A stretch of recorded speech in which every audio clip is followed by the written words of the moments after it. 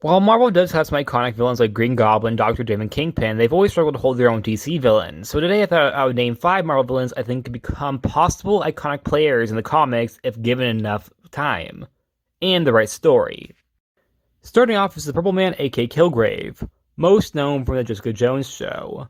Personally, I think Purple Man is a great character, especially from the Jessica Jones show, where Kilgrave really was scary, but also was a far more realistic character than he is in the comics. Also, when I say scary, I mean he really was terrifying with the way that he managed to murder people in such brutal ways, such as forcing other people to do it for him. Like when he forced Hope to shoot her parents in the elevator, was, in my opinion, jaw-dropping. In the comics, Purple Man has taken over Jessica Jones' mind. And in my opinion, while they did do some stuff with that in the Alias comic, I think they could do a lot more with it.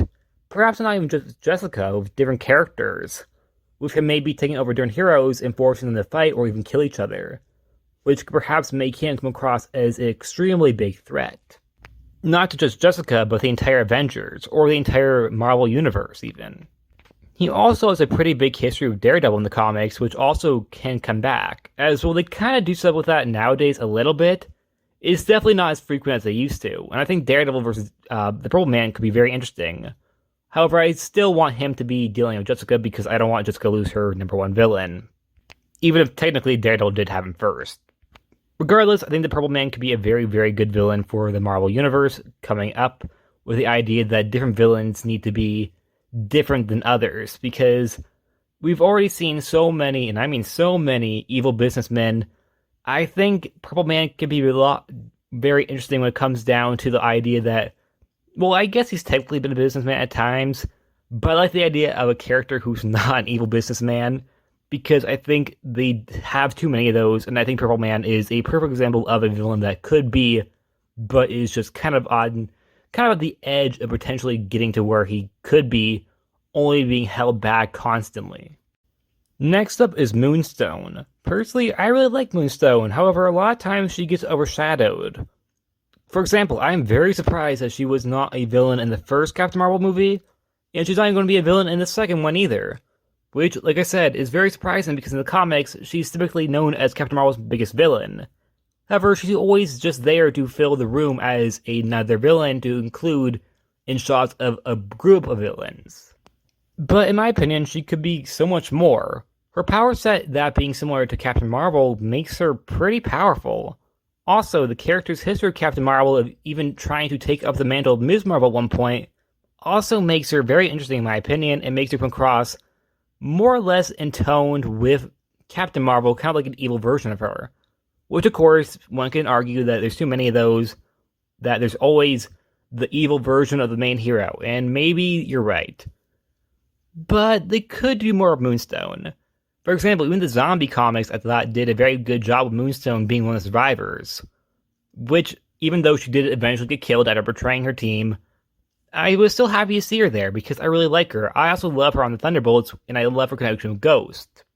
Or maybe you could make her into kind of like an anti-hero, because she has had some heroic traits at certain points in her history, but for the most part has stayed a villain. And personally, I would prefer her be a villain, but I guess if we at least have to have her as an anti-hero, I would much rather at least have her as an anti-hero than not have her at all.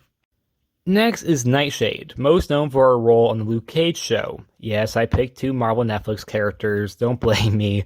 There's a lot of great Marvel Netflix characters, and there's a lot of great villains, and while I wish I could pick Kingpin, I would argue he's already pretty iconic in the comics, so I can't really put him on the list.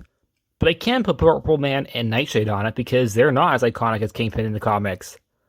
Personally, I think Nightshade is a very interesting character, but her history in comics is very weird. For example, she spent a lot of her time trying to turn Captain America into a werewolf. Yes, that was a thing. That was actually a big thing for her. She was constantly trying to turn him into a werewolf. However, where I think I really like the character is from the Black Panther comic. That being the one from the early 2000s that ran to the late 2000s. The character in that came across as a very competent villain. And in the Luke Cage show, her character was also a very competent villain who didn't actually start that way. And I like the idea that her mother kind of drew her into it, only for her to kill her mother. I mean, I know they're not related in the comics, but still, I really like that idea. And regardless, I want to see Nightshade again.